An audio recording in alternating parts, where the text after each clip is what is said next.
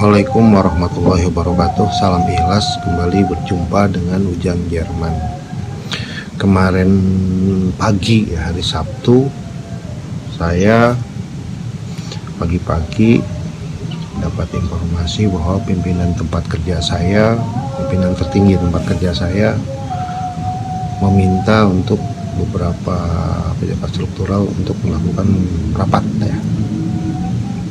Padahal pada saat itu saya udah ada rencana, karena hari libur ya, kita udah rencanain ada membawa dengan keluarga, ada acara di Cibubur, gak jauh sih dari Bogor ke Cibubur kan.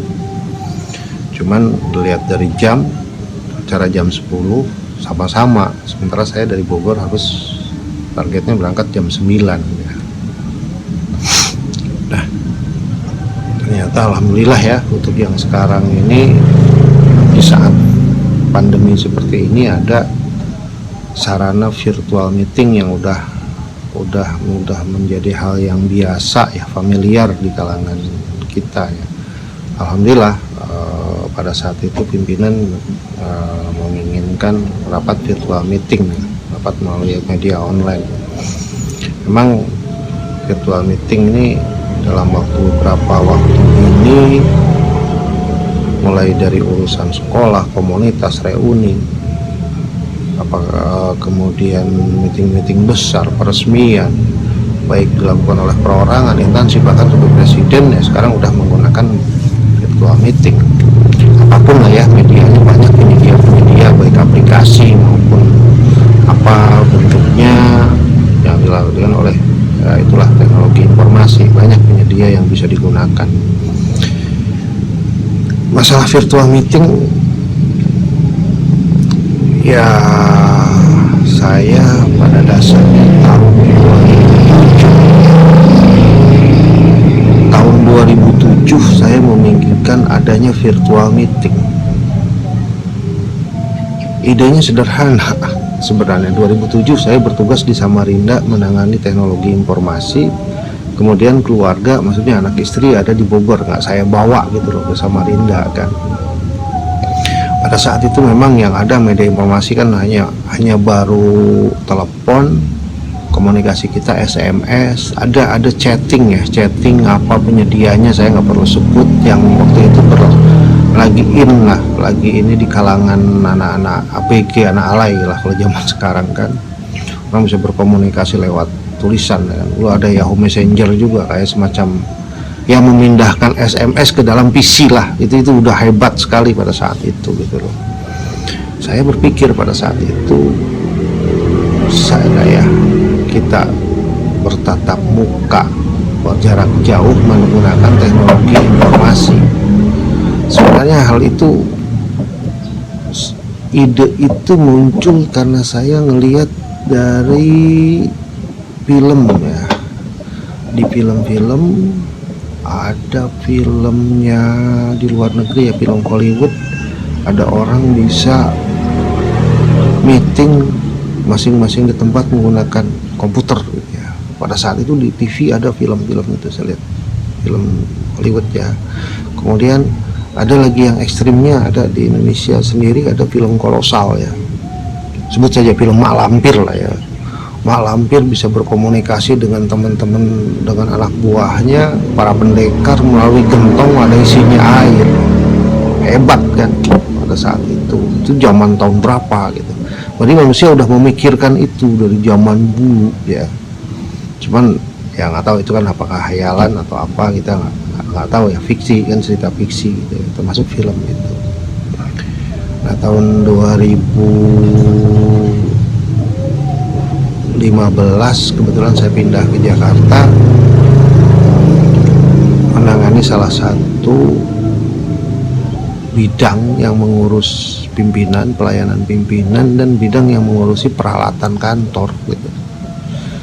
Nah ini saya jadi berpikir, terus ditambah lagi saya sering terjadi masalah ketika mengatur jadwal pimpinan.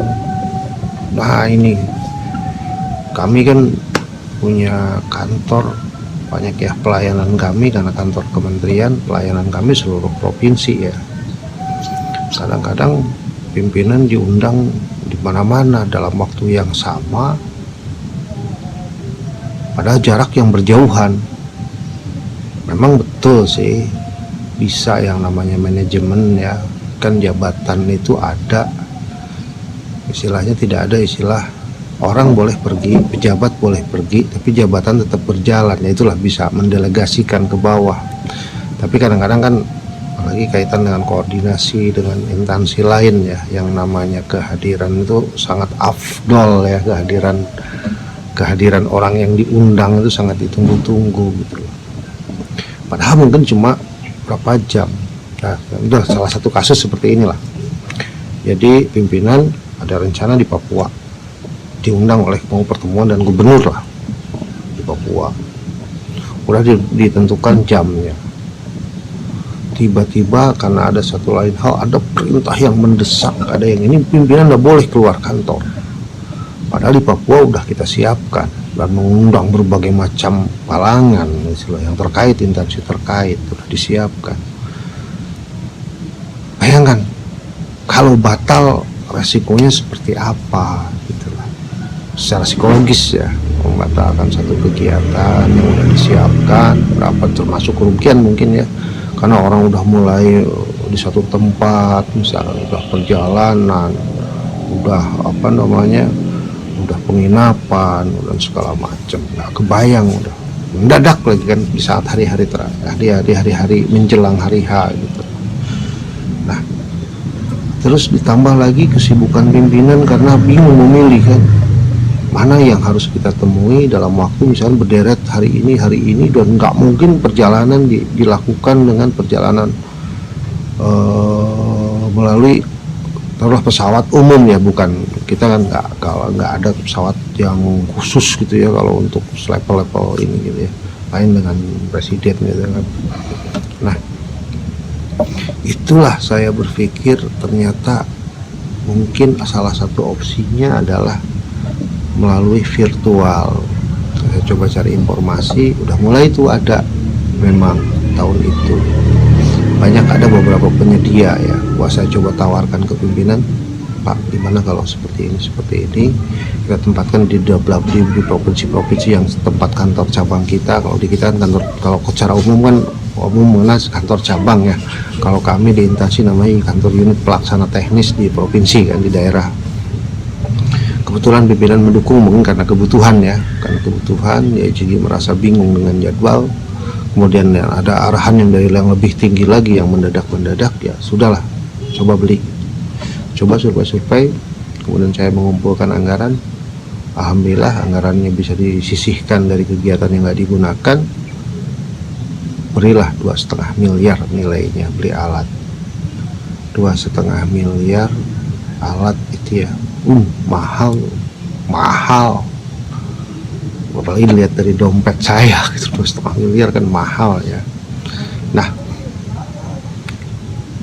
delalah ya, ternyata kan perubahan itu tidak mungkin kita lakukan sendiri, harus didukung oleh lingkungan sekitar kita. Jadi ternyata tahun 2016 awal saya beli, 2017 belum optimal karena semua orang belum menginginkan itu gitu loh. Sedih, mangkrak tuh barang. Bayangkan kita udah ya, apalagi kalau dilihat nilai pada saat itu ya, sedih banget, beli alat terus gak digunakan. Pokoknya berdosa rasanya, apalagi itu uang rakyat ya. Terus ditambah lagi, semakin saya bersedih lagi, tahun 2018 di saat alat jarang digunakan, ternyata ada salah satu media sosial ya, salah satu aplikasi media bisa video call 4 orang gitu loh. Ternyata bisa gitu loh, hanya membeli alat yang murah, misalkan taruhlah handphone 1 jutaan, bisa menggunakan media itu, bisa 4 orang ngobrol bareng gitu. Tambah berdosa saya sama rakyat. Benar-benar saya merasa berdosa di situ kan. Tapi tahun 2020 ini ternyata kita ada wabah ya, wabah COVID-19, dan di saat itu opsi pertemuan virtual ini menjadi salah satu opsi yang sangat pas gitu ya, mulai dari presiden sampai komunitas sampai sekolah, anak pun sekarang menggunakan virtual gitu ya. Nah di sini saya butuh, wah orang lain masih gini, saya udah punya alatnya, alhamdulillah. Maaf, bukan alhamdulillah karena covidnya, gak ada satupun orang yang menginginkan bencana ya, apalagi wabah penyakit seperti itu, nauzubillahi min zalik. Cuman dari hikmah, saya ambil hikmahnya bahwa dengan adanya kondisi sekarang ternyata alat itu bisa dimanfaatkan. Saya tidak, di saat orang lain belum siap, saya udah siap, saya punya alat. Nah sekarang hari-hari semua udah terbiasa dengan virtual meeting, baik seminar maupun apa gitu ya. Saya senang. Jadi memang untuk efisien, ditambah lagi kalau udah kita berpikir kalau kita ngadain pertemuan yang tadi saya cerita batal gitu ya, kemudian kalau kita ngadain pertemuan di salah satu hotel, kalau paket meeting full board ya 100 jutaan lah misalkan, untuk 50 orang 2 hari 200 juta lah. Kemudian ditambah lagi biaya perjalanan dinas teman-teman dari daerah ya, belum lagi hotelnya, belum lagi ya uang sakunya, belum tiket pesawat, belum transportasi lain,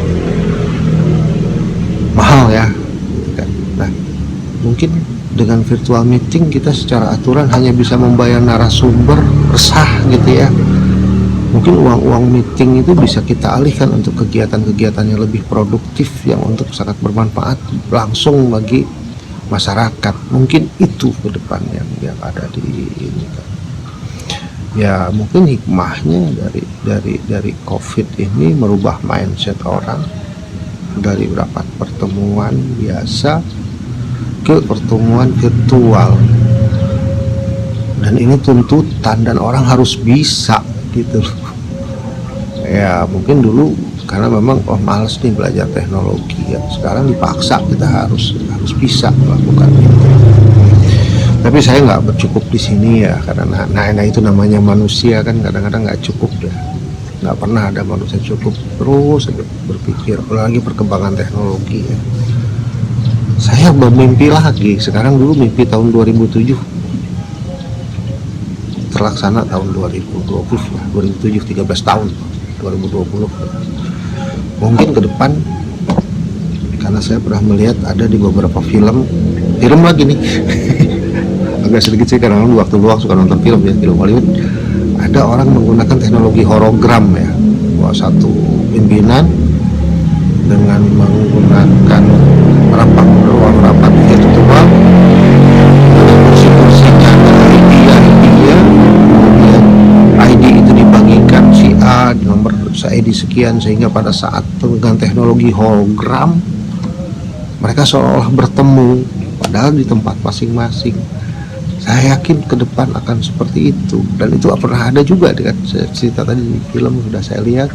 Kemudian kan ada juga tahun lalu kalau nggak salah 2 tahun yang lalu ada artis yang sudah meninggal, kemudian ada orang yang salut ya, yang orang pencintanya, penggemar, dan kebetulan sama-sama penyanyi ya, kemudian mengadakan live show ya, show untuk konser nyanyi dengan menghadirkan orang yang penyanyi legenda yang udah meninggal melalui teknologi hologram. Nah, saya yakin ke depan teknologi virtual meeting dengan teknologi hologram akan mungkin terjadi di tahun-tahun yang akan datang, entah pada zaman saya, entah pada zaman anak saya, misalkan saya sudah pensiun. Saya yakin itu akan terjadi. Saya yakin itu manusia bisa melakukan itu. Tapi pada dasarnya tujuannya kan efisiensi, sekali lagi efisiensi waktu, tenaga, biaya, sehingga biaya-biaya yang dikeluarkan itu lebih semakin efektif, semakin tepat sasaran, semakin bermanfaat Kalau perusahaan ya semakin banyak keuntungan, semakin banyak penekanan biaya produksi kan, barang semakin murah, wah dampaknya akan banyak. Nah, mungkin mengenai virtual meeting yang saya bicarakan bermula dari kejadian kemarin. Demikian. Assalamualaikum warahmatullahi wabarakatuh. Salam ikhlas.